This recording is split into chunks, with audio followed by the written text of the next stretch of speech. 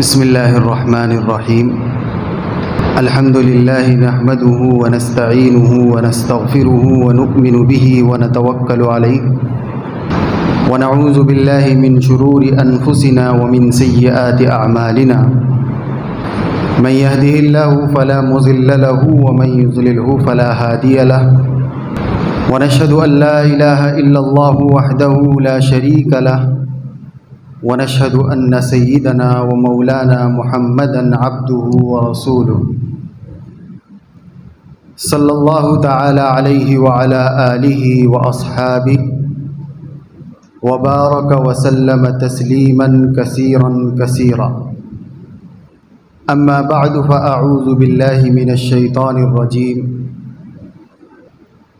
يا أيها الذين آمنوا ادخلوا في السلم كافة. صدق اللہ مولانا العظیم. اللہ تعالیٰ نے انسانوں کو اس دنیا میں ایک عظیم مقصد کے لیے مبعوث فرمایا ہے، اور ہر مسلمان اپنے اس مقصد کو جانتا ہے، پہچانتا ہے اور دل سے مانتا بھی ہے، اسی لیے وہ مسلمان بھی کہلاتا ہے۔ قرآن مجید نے انسانیت کی پیدائش کے مقصد کو بیان کرتے ہوئے ارشاد فرمایا، وَمَا خَلَقْتُ الْجِنَّ وَالْإِنسَ إِلَّا لِيَعْبُدُونَ۔ ہم نے جنات اور انسانوں کو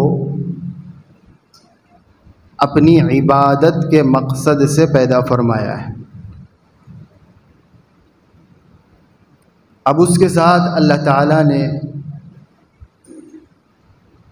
ضروریات دنیاویہ کو بھی جوڑ دیا ہے۔ چنانچہ ایک انسان کو جینے کے لیے اس کی روزی روٹی کی فکر بھی کرنی ہے،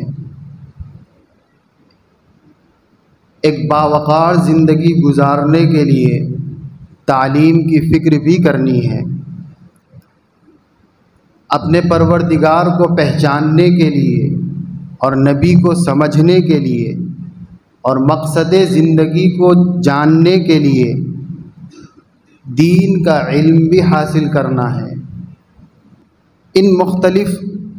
ضروریات کے اندر اللہ تعالیٰ نے انسان کو بکھیر دیا، اور اس کا مقصد انسان کی آزمائش تھا۔ لِنَبْلُوَكُمْ أَيُّكُمْ أَحْسَنُ عَمَلًا۔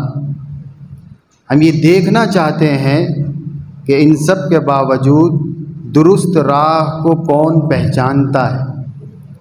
صحیح ڈگر پر کون قائم ہو سکتا ہے،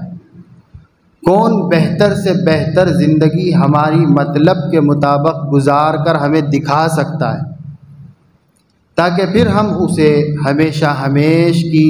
جنتوں نعمتوں کا مستحق بنا سکیں۔ اس عظیم مقصد کے تحت اللہ تعالیٰ نے ہمیں اس دنیا میں مبعوث فرمایا ہے۔ تو کامیاب ہے وہ شخص جو اپنے زندگی کے مقصد کو سمجھ کر زندگی گزارے،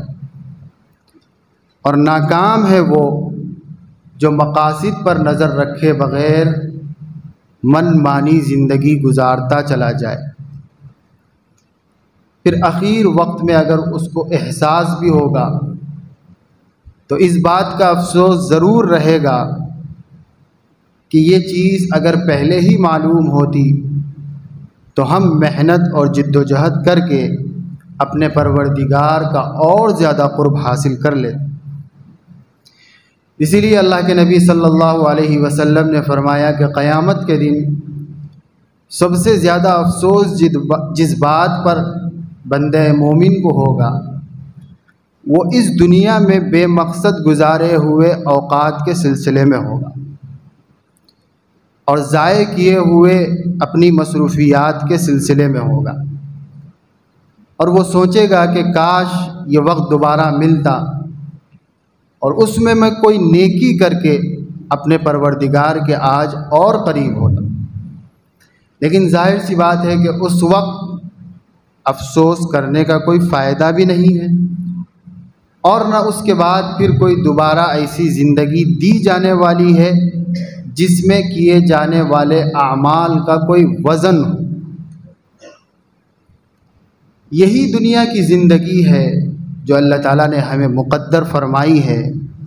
اس کی ہم جتنی قدر کر سکتے ہیں اسی دنیا میں کر سکتے ہیں،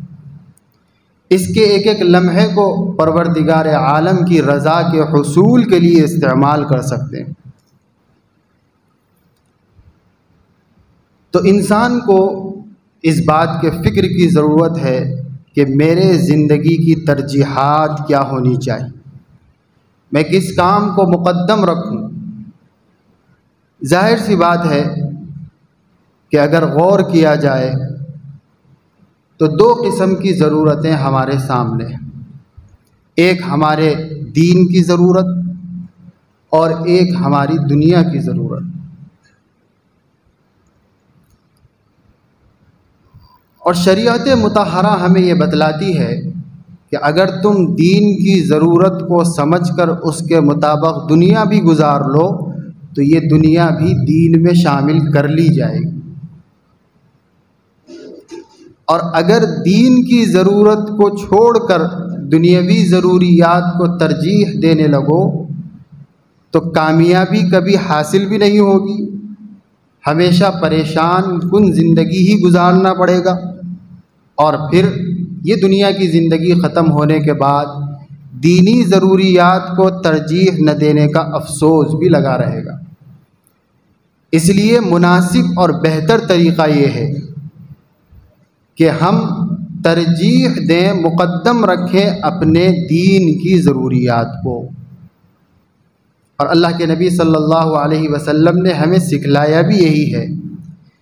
کہ جو انسان اپنے دینیات کی فکر کرے گا اس کی دنیاوی ضروریات اللہ خود بخود پورا کرے گا، اور جو دنیاوی ضروریات کو مقدم رکھے گا اس کے مقابلے میں دین کی پرواہ نہیں کرے گا، مانے گا لیکن اس کی پرواہ نہیں کرے گا، اس کو اپنی زندگی میں لانے کی کوشش نہیں کرے گا، تو اس کی دنیاوی ضروریات بھی کبھی پوری نہیں ہو سکتی، اور وہ ہمیشہ اپنے کاموں میں نامراد ہی لوٹے گا۔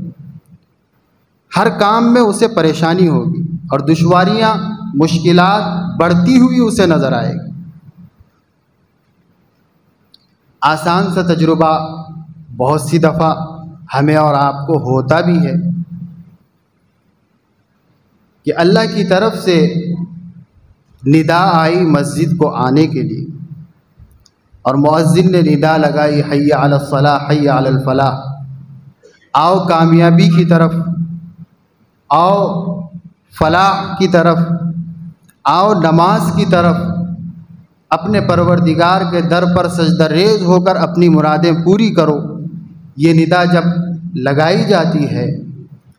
تو اسی وقت اگر کوئی ہماری دنیاوی ضرورت مقدم ہو جائے اور اس کا اس دینی ضرورت سے ٹکراؤ ہو جائے تو بہت سی دفعہ ہمیں خیال ہوتا ہے کہ نماز تو ہم پڑھ لیں گے لیکن یہ کام اس وقت ہو سکتا ہے ہم اس کو ادا کر لیں گے، اس کو ہم ترجیح دے لیں گے۔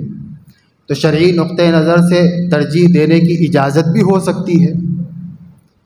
یعنی شریعت اجازت بھی دے رہی ہوتی ہے کہ ٹھیک ہے تم یہ اپنی دنیاوی ضرورت اب پوری کر لو، بعد میں نماز ادا کر لو، لیکن اس کے باوجود اہل دل اس بات کو سمجھ سکتے ہیں کہ اس دینی ضرورت کو مقدم نہ رکھ کر دنیاوی تقاضے کو پورا کرنے کے نتیجے میں اسے ایک قسم کی کمی اور ایک قسم کا نقص محسوس ہونے لگتا ہے، اور اس دنیاوی ضرورت کو پورا کرنے میں ایک قسم کی مشقت محسوس ہونے لگتی اور ایک قسم کی رکاوٹ کا احساس ہوتا ہے، مشکل کا احساس ہوتا ہے، اور وہی کام وہ یہ سوچ کر کہ میں اپنے پروردگار کے ندا پر لبیک کہہ لوں گا اور یہ کام تو میرا اللہ تعالیٰ بنا دے گا، اگر وہ اللہ کے حضور حاضر ہو جائے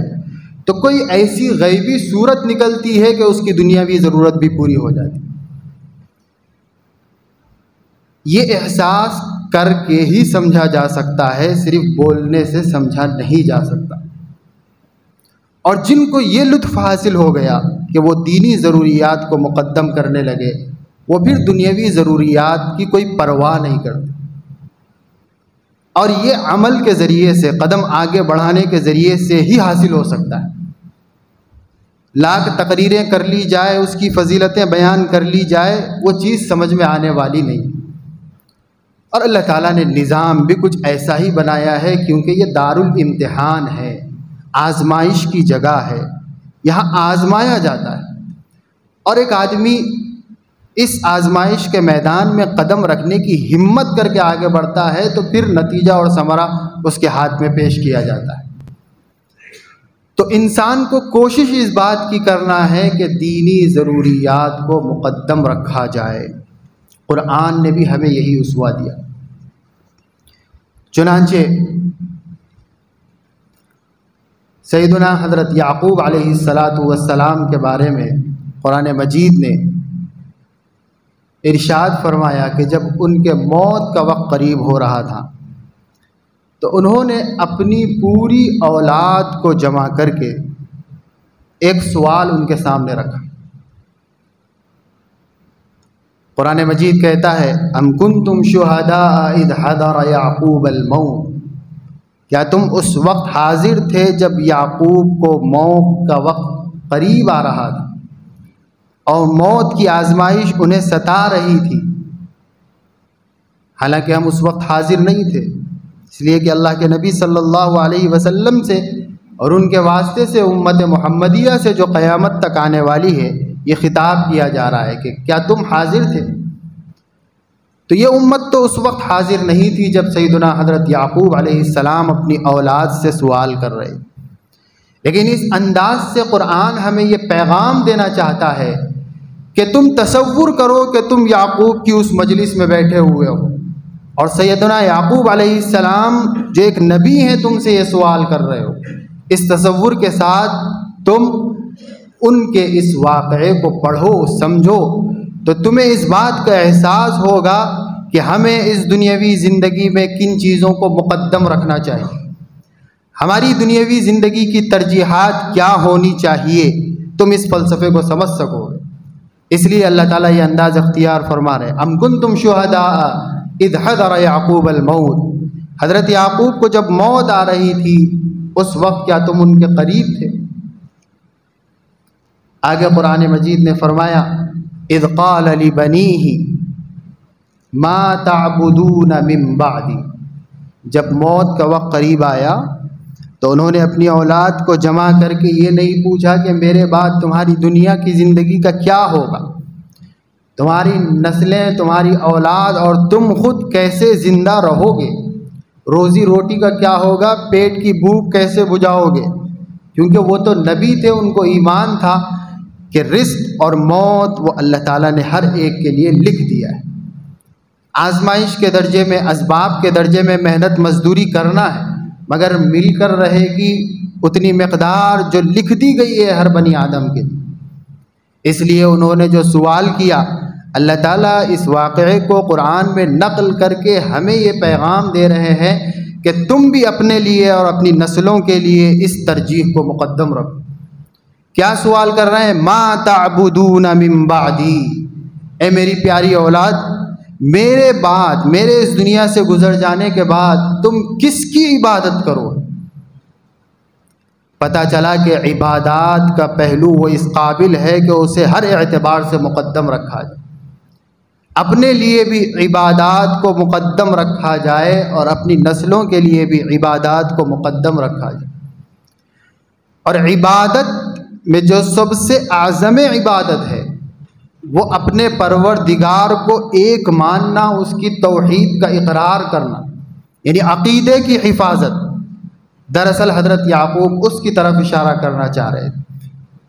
کہ تم اپنے حقیقی رب کو، اپنے حقیقی معبود کو اپنا پروردگار مانو گے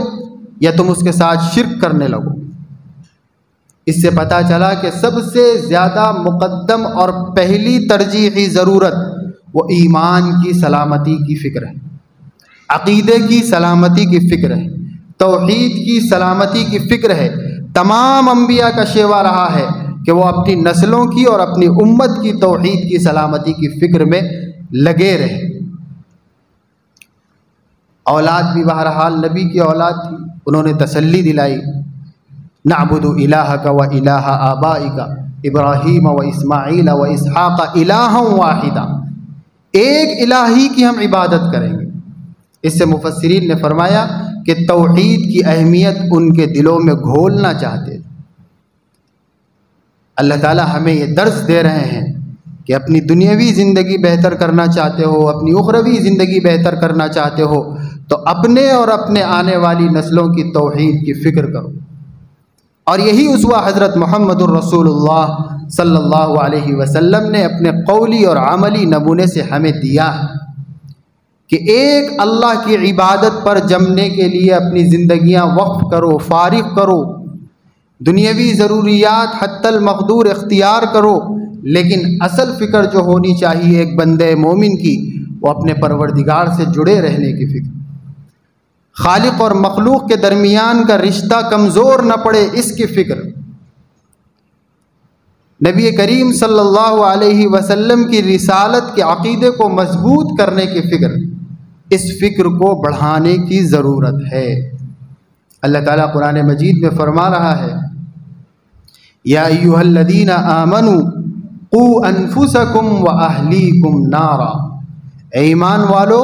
اپنے آپ کو بھی اور اپنے گھر والوں کو بھی آگ سے بچاؤ۔ ظاہر سی بات ہے آگ سے بچنا کوئی معمولی کھیل نہیں ہے، آگ سے بچنے کے لیے مستقل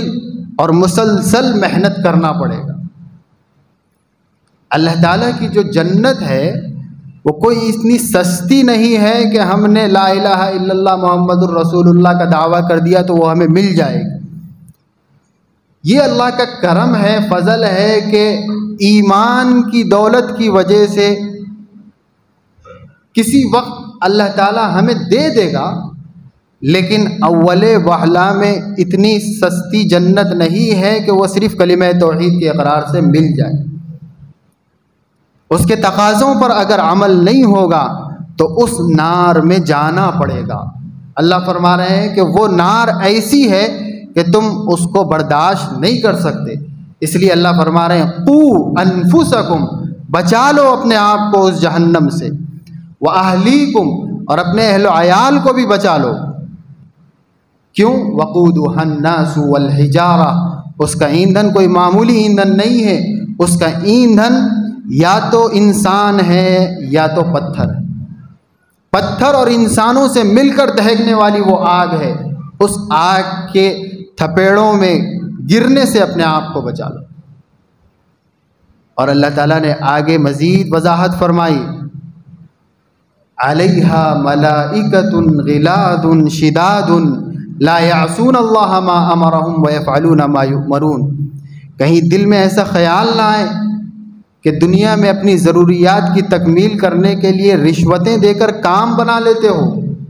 تو وہاں نار کے اوپر مقرر فرشتوں کو بھی تم کوئی رشوت دے لو گے اور کوئی بہانے کر کے یا ان کو چکمہ دے کر جنت میں داخل ہو جائیں گے۔ اللہ نے پہلے ہی بات واضح کر دی، کلیئر کر دی، نہیں یہ سوچ تمہارے اندر پیدا ہو سکتی ہے کیونکہ دنیا میں تم ایسی زندگی گزار رہے ہو، دنیاوی زندگی کے نتیجے میں یہ سوچ پیدا ہو سکتی ہے کہ تم کسی بہانے سے اس جہنم سے نکل جائیں گے، نہیں نکل سکتے، اس لیے کہ ہم نے اس پر جو ملائکہ مقرر کیے ہیں غلاظ شداد، ان کی صفت یہ ہے کہ وہ بڑے سخت مزاج ہیں، ترش روح ہیں، وہ تمہاری کوئی بات سننے کو لیے تیار نہیں ہوں گے،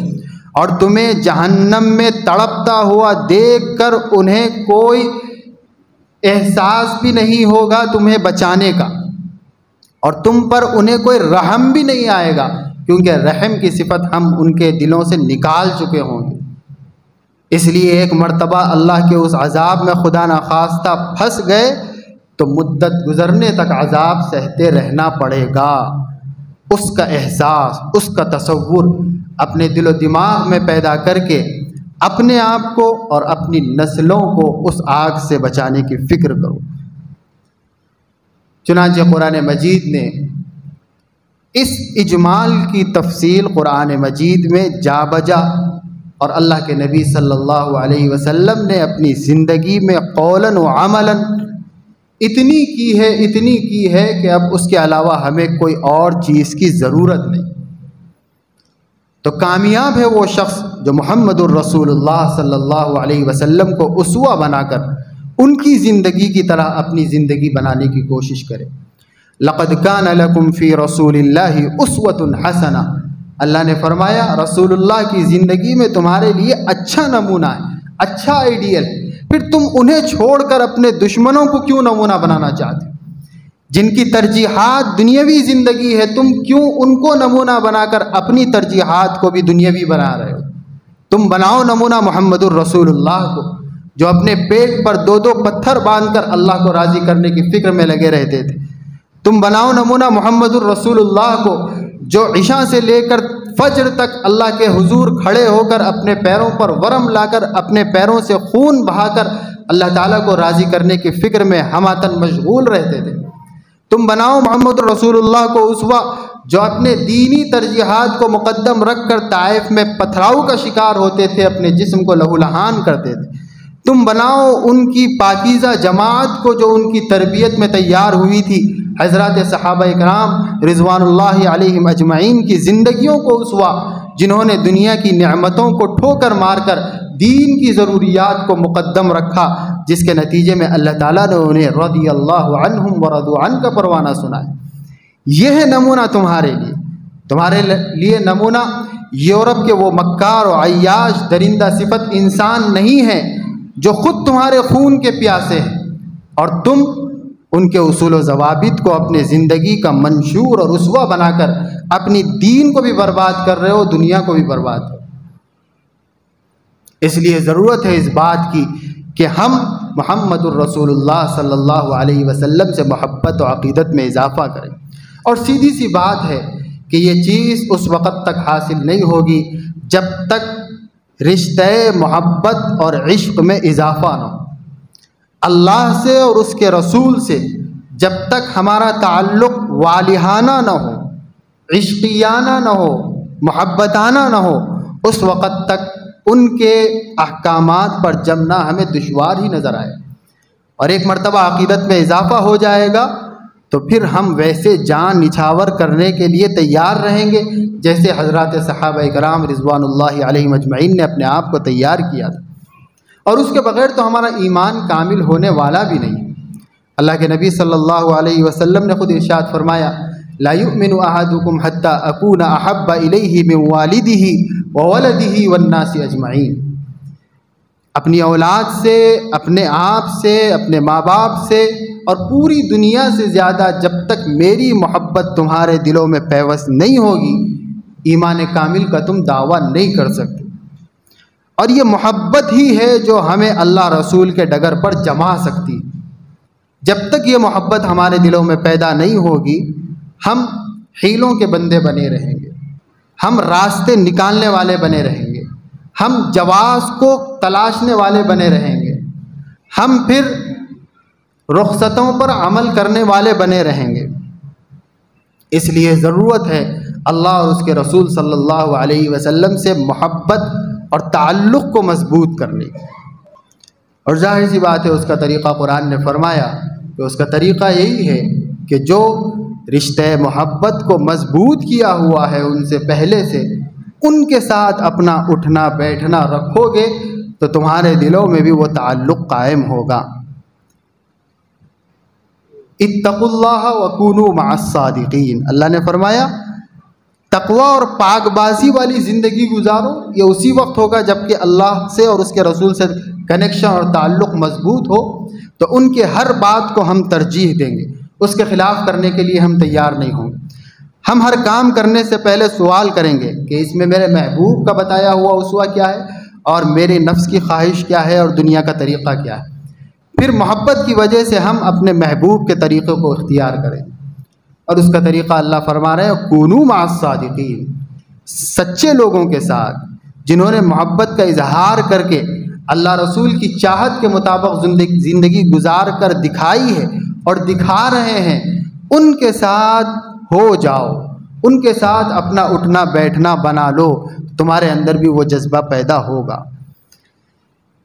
تو ضرورت ہے اس بات کی کہ ہم اپنے دل و دماغ کی بتی کو درست کریں، اپنے اس دنیا میں آنے کے مقصد کو سمجھنے کی کوشش کریں، اور اسی کے مطابق اپنی اور اپنے نونہالوں کی اور اپنے نسلوں کی تربیت کرنے کی کوشش کریں۔ چنانچہ اپنے آپ کو اور اپنے اولاد کو اور اپنی نسلوں کو صحیح راستے پر جمانا چاہتے ہیں، اس دین پر جمانا چاہتے ہیں جو دین حضرت محمد الرسول اللہ صلی اللہ علیہ وسلم نے بڑی قربانیوں کے ساتھ ہم تک پہنچایا ہے، تو کچھ کرنا پڑے گا۔ صرف بولنے اور سننے سے اور بڑی بڑی باتیں کرنے سے زندگیوں میں کوئی انقلاب پیدا نہیں ہوتا۔ جب تک عملی میدان میں قدم رکھ کر اپنے نفس کو کچل کر کچھ کرنے کی کوشش نہیں کریں گے، اس وقت تک کوئی تبدیلی ہماری زندگیوں میں نہیں آ سکتی۔ اور آج کے ماحول میں سب سے زیادہ ضرورت جس بات کی ہے وہ اپنے عقیدہ ایمان اور اپنے عقیدہ توحید و رسالت کی حفاظت کی۔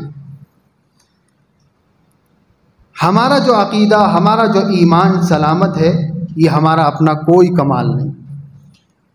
ہمارے بڑوں نے، ہمارے آبا و اجداد نے ہمارے ایمان کی، ہمارے توحید و رسالت کے عقیدے کی، ہمارے عمل کی حفاظت کی فکریں کی تھی، جس کے نتیجے میں آج ہم مومن بن کر زندگی گزار رہے ہیں، آج ہم مسجد میں آ کر نماز پڑھنے والے ہیں، آج ہم اللہ رسول کی بات سن کر کچھ قلبی اطمینان حاصل کرتے ہیں، قرآن کی تلاوت سے ہمیں سکون ملتا ہے، عبادتوں سے ہمیں راحت ملتی ہے۔ یہ ہمارے بڑوں اور ہمارے آبا و اجداد اور ہمارے اسلاف کا ہم پر ایک بہت بڑا انعام ہے۔ لیکن ضرورت ہے فکر کرنے کی اس نسل کی جو ہمارے بعد اس دنیا میں ہمارے قائم مقام بنے گی۔ ان نسلوں کا جو حال آج ہو رہا ہے، بعید نہیں کہ بہت قریب زمانے ہی میں ہم ان کو ایمان سے ہاتھ دھو بیٹھتا ہوا دیکھیں، ارتداد کا شکار ہوتا ہوا دیکھیں، اس لیے کہ جو ان کی فکر اللہ کے متعلق، رسول اللہ کے متعلق، دین کے متعلق، قرآن کے متعلق، شاعر اسلام کے متعلق بنتی جا رہی ہے اور بڑی تیزی کے ساتھ بنتی جا رہی ہے، وہ ہمارے لیے لمحہ فکریہ ہے۔ اور خدا نخواستہ وہ دین کا راستہ چھوڑ دیں اور کفر و الحاد کا راستہ اختیار کر لیں تو مجرم وہ تنہا نہیں ہے، مجرم اس کے ساتھ ہم بھی ہوں گے، اور کل روز محشر وہ ہمارا دامن تھامیں گے جب النار کے سپرد انہیں کیا جا رہا ہوگا۔ وہ اللہ سے کہیں گے کہ پروردگار عالم ہمیں تنہا مت ڈالیجیے، ہمارے ساتھ یہ ہمارے ماں باپ ہیں، یہ ہمارے رشتہ دار ہیں، یہ ہمارے بڑے ہیں خاندان کے، یہ تو مسجد کی پہلی صف میں ہوتے تھے، لیکن ہمارے دین کی، ہمارے عقیدے کی انہیں کوئی فکر نہیں تھی، انہیں بھی آج گھسیٹی ہے ہمارے ساتھ جہنم میں۔ یہ سوال کریں گے اور ہمارا دامن پکڑیں گے، اور اس وقت اللہ کی عدالت میں انصاف ہوگا۔ اللہ تعالیٰ فرمائیں گے ہم نے تو تمہیں بتلا دیا تھا، کلکم راع کلکم مسئول عن رعیتہ، تم سب ذمہ دار ہیں اور اپنے ماتحتوں کے متعلق پوچھا جائے گا۔ یہ تنبیہ محمد الرسول اللہ کے ذریعے سے کرا دی گئی تھی، تو تم تو نیک بن گئے، لیکن اپنی نسلوں کی نیکی کی تم نے کیا فکر کی؟ ان کے عقیدہ توحید و رسالت کی تم نے کیا فکر کی؟ ان کے اعمال صالحہ کی حفاظت کی تم نے کیا فکر کی؟ ان کو عبادتوں پر، دینی اعمال پر جمانے، نماز کا پابند بنانے، برائیوں سے بچانے کی تم نے کیا فکر کی؟ یہ سوال ہوگا۔ اس لیے شریعت نے جو طریقہ بتلایا ہے وہ صاف صاف ہے، قُوا أَنفُسَكُمْ، اپنے آپ کو بچانے کی بھی فکر کرنا ہے، وَأَهْلِيكُمْ، اور اپنے اہل و عیال کو بچانے کی بھی فکر کرنا ہے۔ اس کے لیے شرعی رہنمائیاں موجود ہیں۔ علماء کرام نے تربیت اولاد کے بڑے بڑے نسخے بتا دیے ہیں، کتابیں ہزاروں نہیں لاکھوں صفحات پر مرتب کر کے رکھ دی، قرآن و حدیث کا نچوڑ ہمارے سامنے پیش کر دیا ہے۔ دعات اسلام اپنی کوششیں کر رہے ہیں، لیکن جب تک گھر کا بڑا باپ اور ماں اپنی اولاد کو دین پر جمانے کے لیے فکر مند نہیں ہوگا اور گھریلو زندگی محمد الرسول اللہ صلی اللہ علیہ وسلم کے بتائے ہوئے تربیتی نقوش پر نہیں ہوگی، اس وقت تک کوئی بڑا انقلاب ممکن نہیں ہے۔ اس لیے ماں باپ کی یہ ذمہ داری بنتی ہے کہ اپنی بھی اور اپنے اولاد کی بھی ذہنی تربیت، فکری تربیت، عقیدے کی تربیت، ایمانی تربیت، عملی تربیت وہ حضرت محمد الرسول اللہ صلی اللہ علیہ وسلم کے بتائے ہوئے اسوے اور طریقے کے مطابق کریں۔ چنانچہ جو سب سے پہلی چیز جس کی طرف شریعت ہمیں توجہ دلاتی ہے وہ ایمان اور توحید کے حفاظت کی فکر۔ ہم بار بار اپنے اندر اور اپنی اولاد اور اپنی نسلوں کے اندر اس کو کھوجتے رہیں کہ کیا میں اور میری اولاد اور میری نسلیں وہ محمد الرسول اللہ صلی اللہ علیہ وسلم کے بتائے ہوئے عقیدوں پر قائم ہے یا اس سے ہٹتی چلی جا رہی؟ کیا میں اللہ کی معرفت میں اتنا کامل ہوں جتنا مجھے ہونا چاہیے تھا؟ میری نسلیں اپنے رب کو، اپنے پروردگار کو جانتی ہے، پہچانتی ہیں، مانتی ہیں، اس کی صفات کو تسلیم کرتی ہیں، یا اس کے عقیدوں میں کچھ تزلزل آ رہا ہے؟ وہ اپنے رب کو، اللہ کو رب مانتی ہیں، اس کو خالق و مالک مانتی ہیں، اس کو رازق مانتی ہیں یا نہیں مانتی ہے؟ وہ اس کے ساتھ کسی کو شریک بھی کر رہی ہے؟ ان چیزوں کا جائزہ لیتے رہنے کی ضرورت ہے۔ سب سے پہلے اسی کی طرف ہمیں شریعت مطہرہ نے توجہ دلائی ہے کہ اپنے ایمان کی اور عقیدے کی سلامتی کی فکر۔ لا الہ الا اللہ کا کلمہ دیا اور اس کلمے کے ذریعے سے اللہ کے غیر کو اپنے دل و دماغ سے نکالنے کی تعلیم دی، اور محمد الرسول اللہ کا اضافہ کر کے حضرت نبی کریم صلی اللہ علیہ وسلم پر ایمان لا کر ان کے بتائے ہوئے طریقے کے مطابق اپنی عملی زندگی کو سدھارنے کا حکم دیا۔ تو ایمان و عمل کا مجموعہ یہ کلمہ توحید ہمیں سکھا رہا ہے کہ سب سے پہلی ترجیحی ضرورت جس کی ہمیں اس دنیاوی زندگی میں فکر کرنی ہے وہ اپنے ایمان و عمل کے حفاظت کی فکر کرنا ہے۔ عقیدہ درست ہے کہ نہیں ہے؟ توحید درست ہے کہ نہیں ہے؟ اللہ کو مانتے ہیں کہ نہیں مانتے ہیں؟ میں مانتا ہوں تو میری اولاد بھی مان رہی ہے کہ نہیں مان رہی ہے؟ سب سے پہلے اس کی فکر کرنا۔ چنانچہ اس فکر کے لیے ان کی تربیت اسی نہج پر کرنے کی ضرورت ہے۔ کیسے ہوگی؟ وہ 24 گھنٹے کی زندگی میں ان کے ہر حرکت و سکون پر نظر رکھ کر ان کو دیکھتے رہیں، جانچتے رہیں، اور مختلف پیراؤں سے اور مختلف بہانوں سے انہیں اللہ تعالیٰ کی ربوبیت کا اعتراف دلاتے رہیں۔ اپنی اولاد کو یہ سمجھاتے رہیں کہ دیکھو بیٹا، اللہ ہی ہمارا رب ہے، ہم اس پر ایمان لائے ہیں، وہ حقیقی خالق ہے، مالک ہے، رازق ہے، اور اس نے ہمیں پیدا کیا ہے۔ یہ بنیادی عقیدے اسے سمجھاتے رہیں اور بتاتے رہیں۔ ایسے ہی تربیت حضرت نبی کریم صلی اللہ علیہ وسلم نے اپنے اصحاب کی تھی، اور انہوں نے اپنی اولاد کی اور اپنے نسلوں کی تھی کہ سب سے پہلے اللہ کی محبت دلوں میں بٹھاؤ، سب سے پہلے ایک اللہ کے ہونے کا انہیں عقیدت مند بناؤ، سب سے پہلے اس کے دل کو اپنے خالق سے جوڑو، اور سب سے پہلے اللہ کی عقیدت و محبتوں سے اس کے دلوں کو بھر دو، تب پھر دوسرے مرحلے کی بات آتی۔ تو کوشش یہ کرنا ہے کہ اپنی اور اپنے نسلوں کی ذہنی اور تربیتی فکر ایمان و عقیدے کے حساب سے کرنا ہے۔ مختلف طریقے ہیں تربیت کرنے کے، معمولی بات پر تربیت کی جا سکتی ہے۔ مثلا ہمارا بچہ گھر میں پانی پی رہا ہے، تو اس پانی پینے کے عمل کو اللہ تعالیٰ سے اور اس کے رشتہ خالقیت و مالکیت سے جوڑ دو، اور اس عمل سے اس کو بتلاؤ کہ یہ جو پانی پی رہے ہو یہ اللہ کی نعمت ہے، اور اللہ کون ہے؟ جس نے تمہیں پیدا کیا اور تمہیں یہ نعمت عطا کی۔ کتابوں میں ہارون الرشید کا ایک واقعہ لکھا ہوا ہے کہ ایک مرتبہ اس کو پانی کی پیاس لگی، تو اس نے اپنے خادموں سے کہا کہ ایک گلاس پانی لایا جائے، تو پانی پیش کیا گیا۔ پانی پینے کے لیے گلاس اپنے منہ تک لے گیا تھا، تو اس کے دربار میں بہلول دانا بیٹھے ہوئے تھے۔ انہوں نے کہا کہ بادشاہ سلامت 1 منٹ رک جائیے، تو انہوں نے اپنے پیالے کو روک لیا، پھر متوجہ ہو کر پوچھا کہ بتاؤ کیوں تم نے مجھے روکا ہے پانی پینے سے؟ تو انہوں نے کہا کہ یہ بتائیے کہ آپ کسی صحرا میں ہو اور سخت دھوپ ہو اور دور دور تک پانی کا کوئی نام و نشان نہ ہو اور آپ کو سخت پیاس لگی ہو، ایسی پیاس کہ جو آپ کو بے چین کر دے رہی ہے، تو اس وقت ایک گلاس پانی پانے کے لیے آپ کیا کرو گے؟ تو انہوں نے کہا کہ ایسی حالت میں پانی اگر نہ ملے تو آدمی مر جائے گا، اور میں اپنی زندگی بچانے کے لیے اپنی پوری سلطنت بھی قربان ہو جائے تو کر دوں گا، اور ایک گلاس پانی حاصل کر کے اسے پی لوں گا۔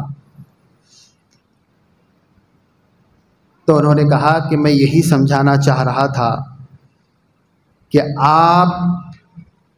کی پوری سلطنت کی قیمت وہ ایک گلاس پانی کے برابر بھی نہیں۔ پھر اس کے بعد پانی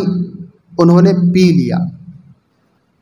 اس کے بعد پھر دوسرا سوال انہوں نے کیا کہ بادشاہ سلامت یہ بتاؤ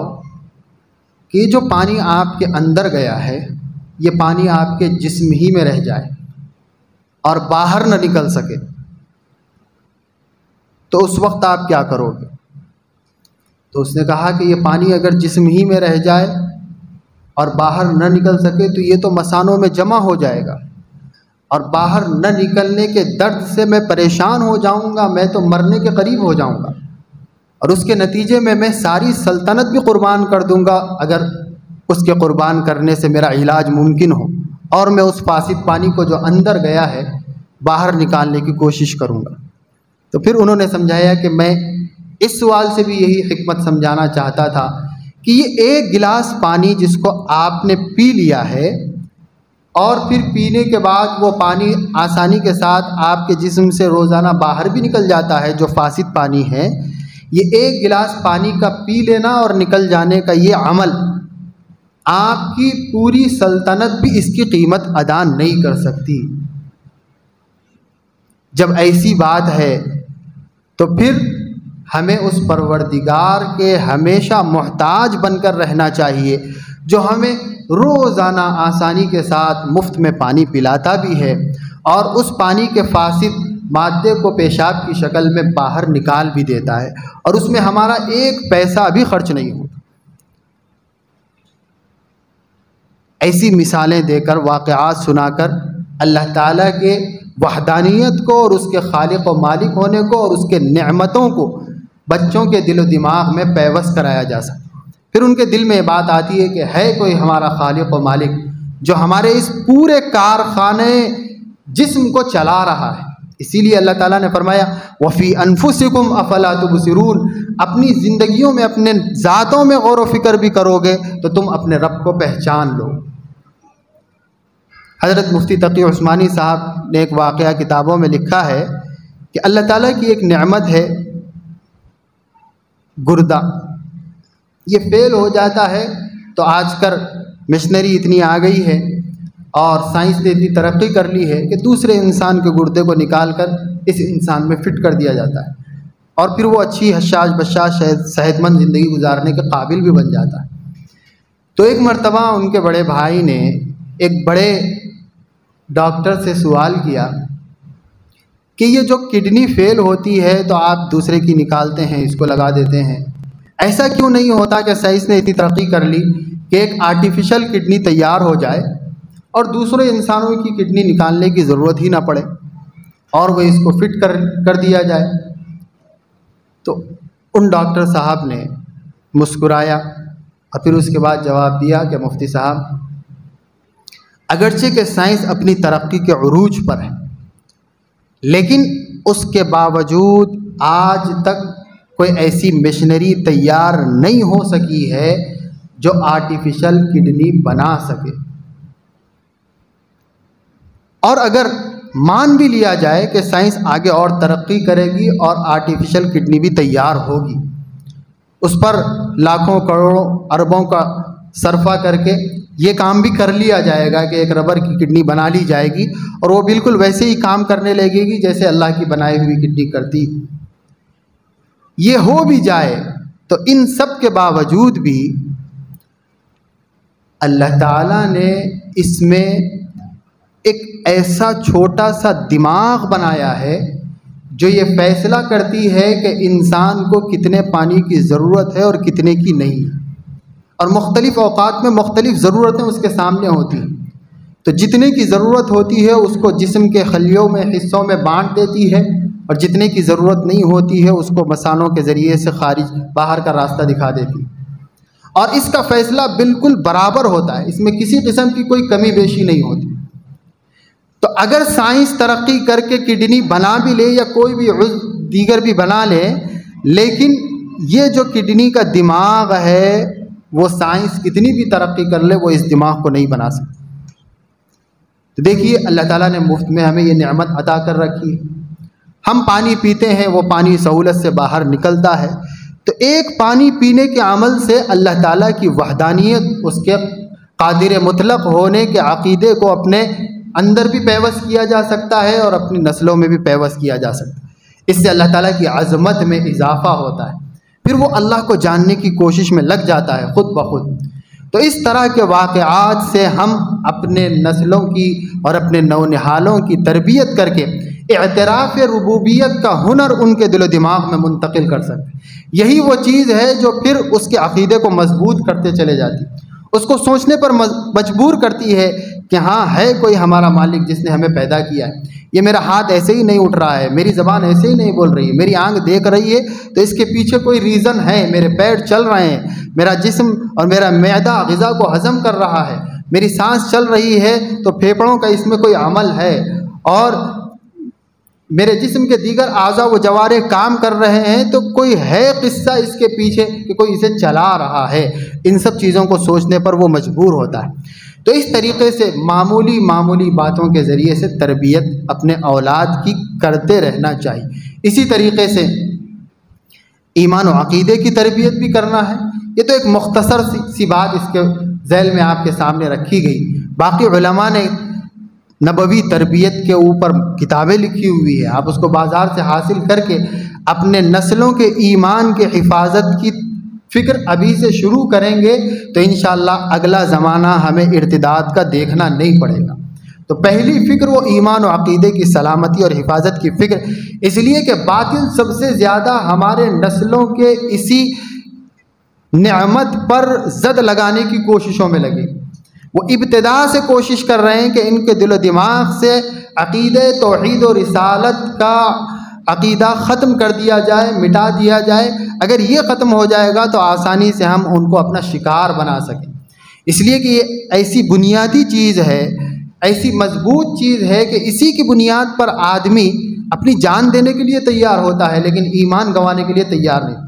اور وہی اگر کھوکھلا کر دیا جائے اور اسی کو اگر متزلزل کر دیا جائے، اسی کے متعلق شکوک و شبہات میں مبتلا کر دیا جائے تو پھر آسانی کے ساتھ کفر و الحاد کا راستہ اس کے لیے ہموار ہو جائے۔ تو سب سے زیادہ فکر اپنے نسلوں کی کرنی ہے اس بات کی کہ کیسے ان کے ایمان کو ہم بچا سکتے ہیں، کیسے ان کے عقیدہ توحید و رسالت کو ہم بچا سکتے ہیں۔ اس کے لیے ایک اور مجرب عمل وہ حضرات صحابہ کرام رضوان اللہ علیہم اجمعین کی زندگیوں کا اپنے گھروں میں چرچا ہونا چاہیے۔ ان کے واقعات، کیسے انہوں نے اللہ رسول پر ایمان لایا تھا اور کیسے اس ایمان کے نتیجے میں وہ اللہ رسول کے نام پر اپنی جان قربان کرنے کے لیے تیار ہوتے تھے، کیسے وہ کفر و الحاد کے ساتھ اور شرک کے ساتھ کوئی مصالحت کرنے کے لیے تیار نہیں ہوتے تھے۔ یہ باتیں صبح شام ان کی کانوں میں پڑھتے رہنا چاہیے، جس کے نتیجے میں جا کر پھر ان کے ایمان اور عقیدے کی حفاظت ممکن ہو سکے گی۔ پھر اس کے بعد ان کے عمل کی حفاظت کا نمبر آتا ہے۔ اللہ تعالیٰ اپنے فضل و کرم سے ہمیں اس مسئلے پر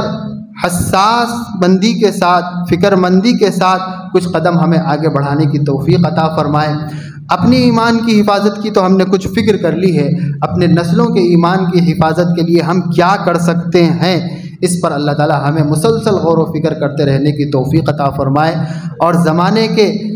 دجل پسند فتنوں سے اللہ تعالی ہماری حفاظت فرمائے۔ وآخر دعوانا ان الحمد للہ رب العالمین۔